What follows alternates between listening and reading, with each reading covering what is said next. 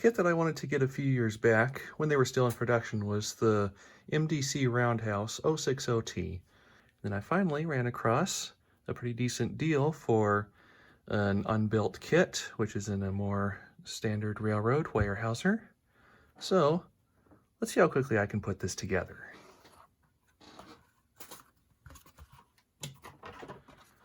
So I've got the instruction manual here, just a few pieces of paper, which I may or may not look at.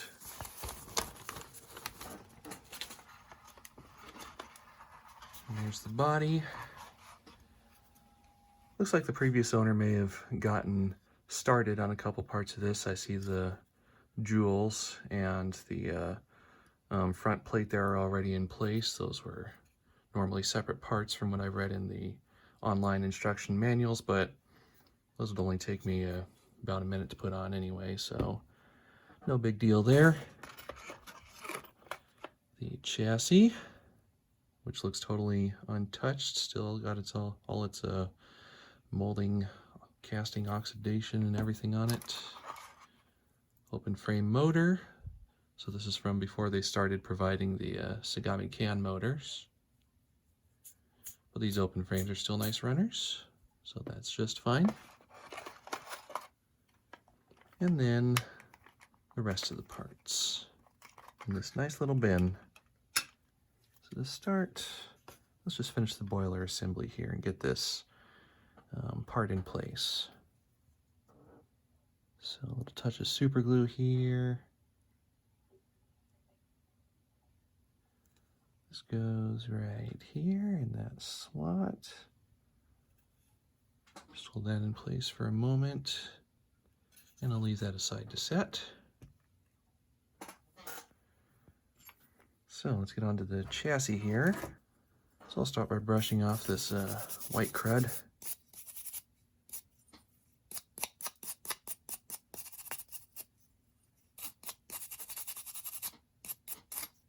It's looking pretty good. Just a bit left in some of those slots. We'll just file off some of the surface and flash. Just going across that lightly. Okay, I think that's about done now. I'm not really seeing much more on here. Just a little left in there.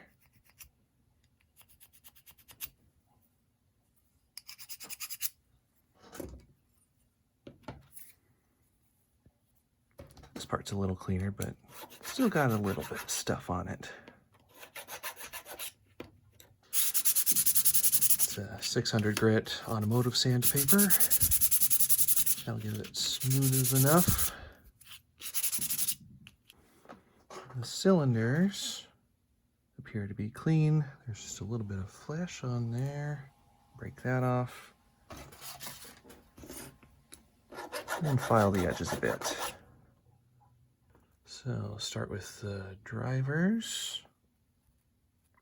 They've got one insulated, one non-insulated, and the side should be pretty obvious since the gear will only fit in here one way. That's kind of a tight fit, actually.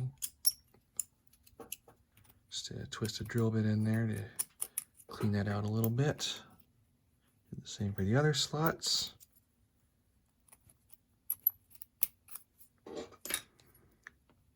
Now let's see how it does. Much better. And insulated on that side. Same for this one. They all seem to be turning pretty freely. So just get a bit of oil in there. This is transmission fluid. Seems to last a long time, keeps things working nice and smoothly. Let's put a drop in each area there. Another little drop here. So let's see, the plate goes on this way. And a couple screws. It should be these two here.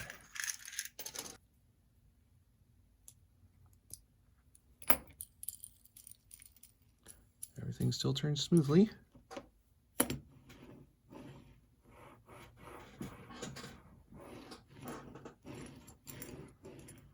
All right, that's good. Sand these down just a bit. Get them smoothed out.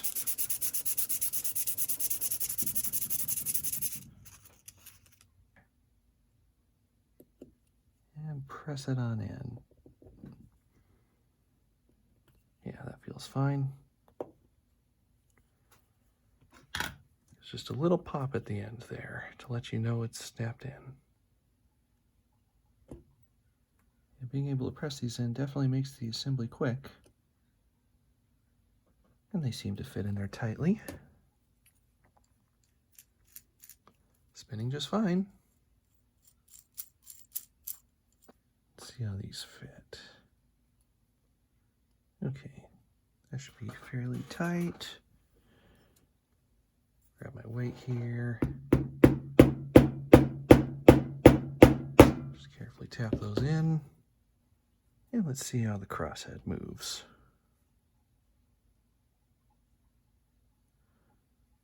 Just fine. Now cylinders fit on like that. Just a slight angle down though. Okay, that should let the screw through. And with the cylinders on, now they sit straight.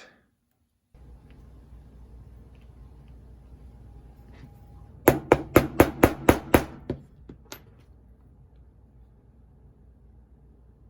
want to flatten it too much. That turned out fine. Got free movement, it's not coming out. So now that will slide on. Move in and out, no problem.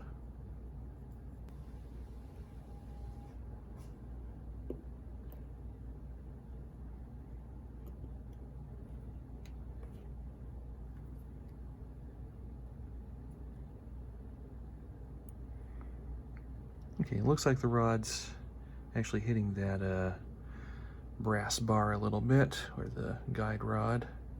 So I want to file that down a bit.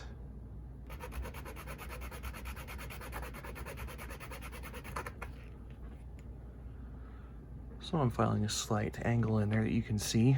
That'll give clearance to the rods as they move up and down and all around. Yeah, see, now it's got some clearance.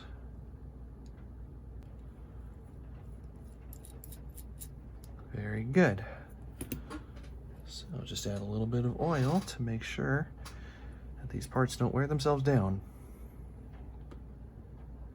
which is especially important using these plastic pins in the metal side rods.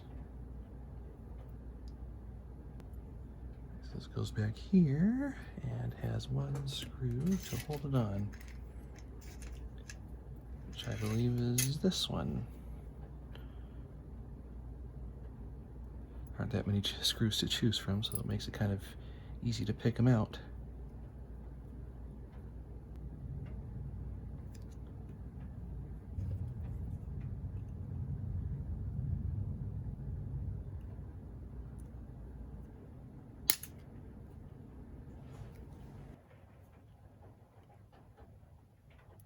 Gear fits into there, and then they give you a steel pin here, which you press into the side.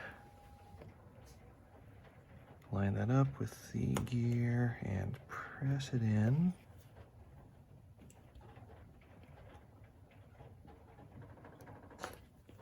Don't even need glue to hold this one in place. It's got a tight fit. There. So that gives it a nice slow gear ratio with a lot of torque. Should match up well to that smaller open frame motor.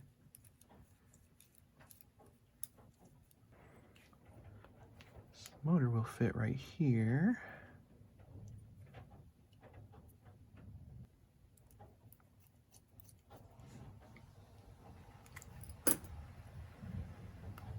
Whoops, knocked this pin out of place. I guess it needs a little more glue. So that's the left rail, that wire there. The other brush is grounded to the frame, so I'll just connect a positive clip there, negative clip here. Let's see if that works.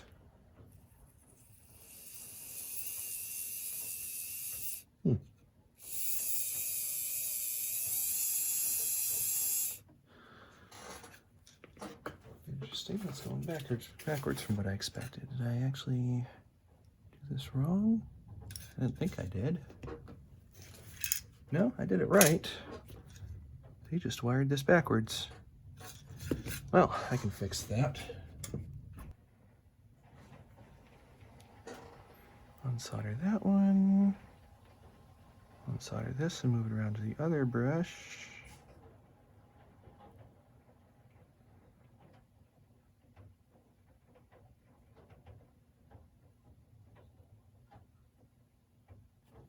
Positive to the grounded brush. Negative to the left side. Now it's going forward.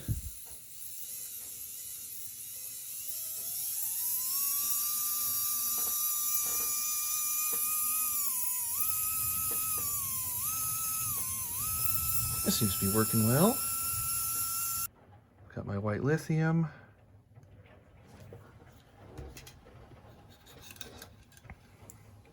Put this onto that gear.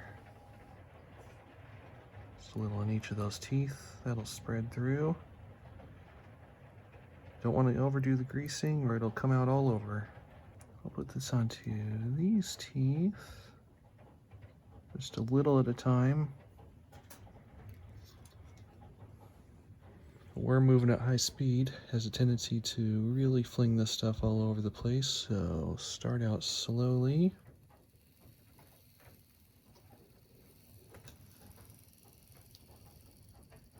Just let it pull it in like that.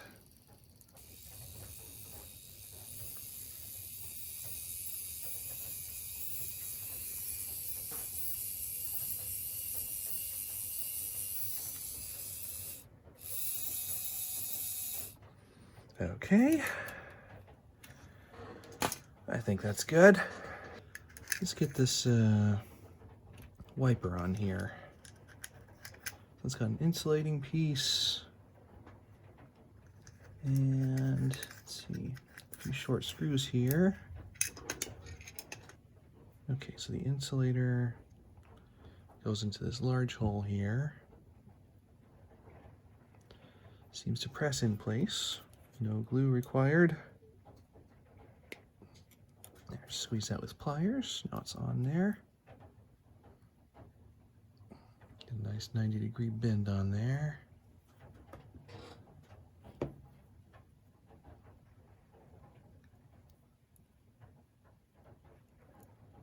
Get that on most of the way, but then I want to get this on here too.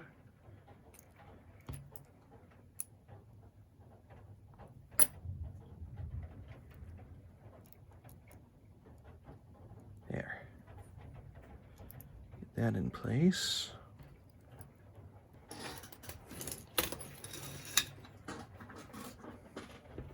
Connecting my electrical clips to that. And off it goes.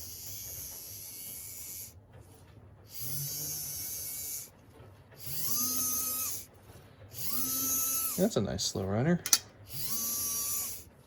Got some flat black paint here. I'm just going to brush paint this chassis.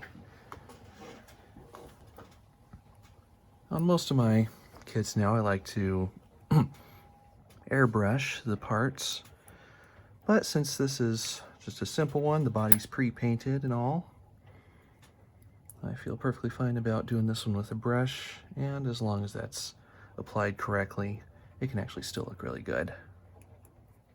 Open that up. Model Master Paint, so it's at least a decent quality of flat black acrylic.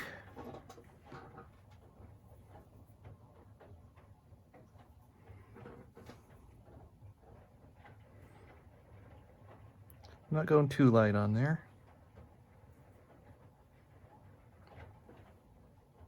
I found that when you're using acrylic, sometimes you want to go a little bit heavy just so that it can do a full coat. And sometimes it turns out smoother that way.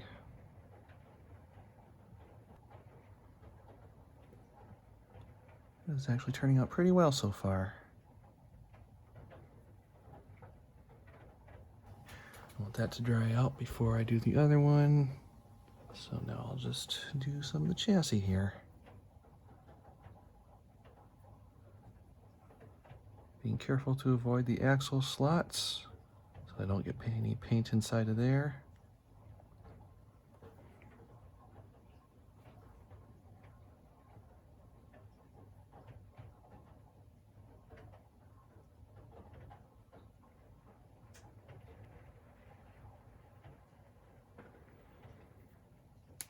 All right, that's fine. And now this is dry. So I'll take care of that.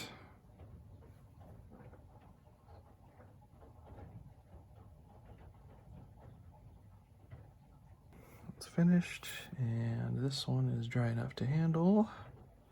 So I'll finish the left side cylinder now.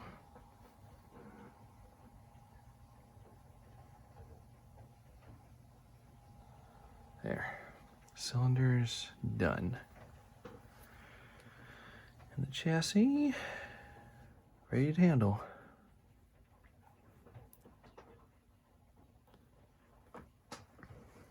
For most of my projects, I really do like using the high quality enamel paints. Once in a while, for quick things like this, acrylic does just fine.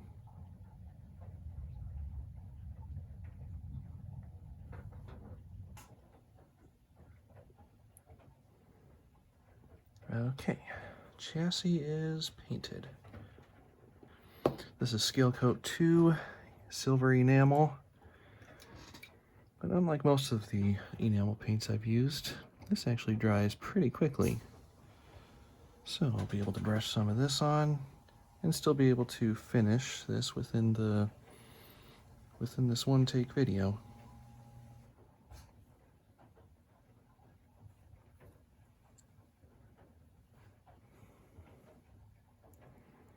It's a little awkward to handle these things while they're all assembled.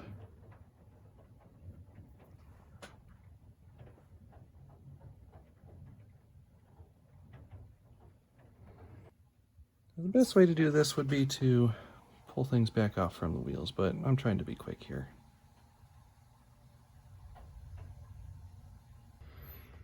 Okay, almost done. Just go over that one more time to make sure there's no brass showing through.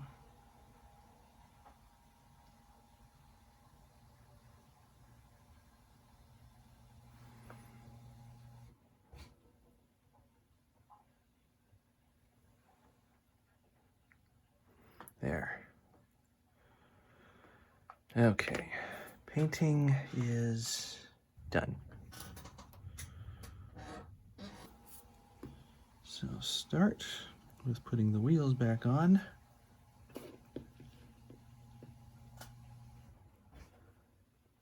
Insulated side here. Oh, nope, I got that backwards. There, that's better, that's better.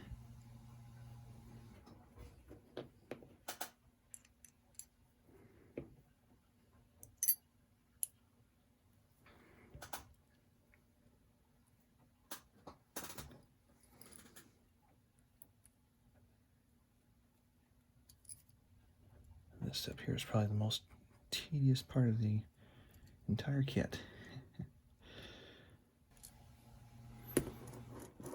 Rolling fine. Okay. Now the motor.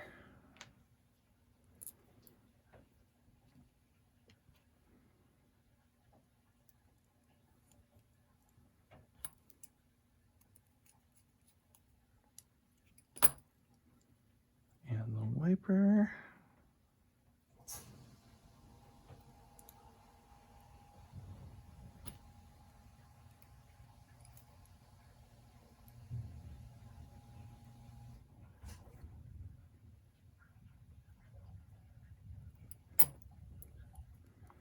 Okay. Chassis appears to be complete. That's interesting. There's molding flash in the weight. Let's just break that out.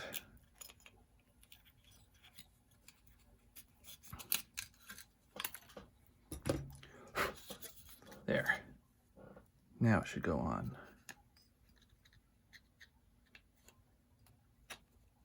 Aha.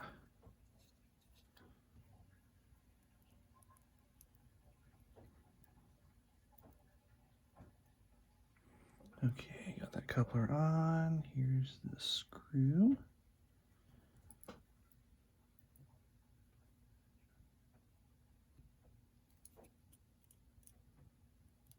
Good. Pocket was just the right size for a Katie. Now let's get that back on there. And yeah, that coupler plate gives the body a better fit.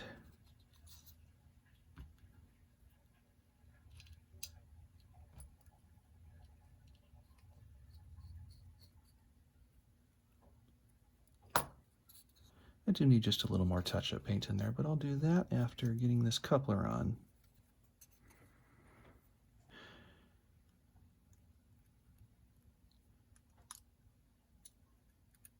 Perfect. All right. Now, like I said, just a little more touch-up paint.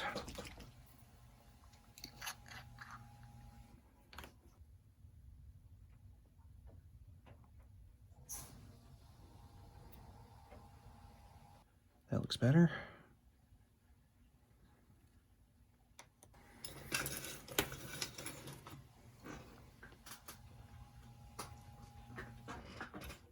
See how it goes.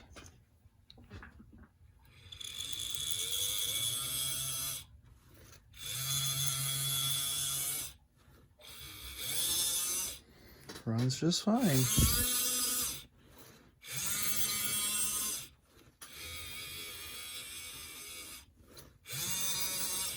It is a pretty nice little kit here. Simple as it may be.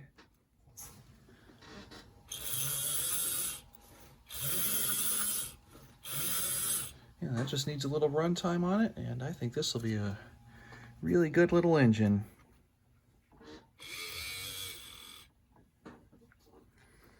So, there you go. A complete kit build in a single 1.5-hour video. It actually took a little bit longer than I expected, but that's still not bad at all in that time frame. So, if you ever find one of these kits unbuilt and you want to give one a try, I hope this video helps out. And yeah, you should end up with a nice little engine for your collection.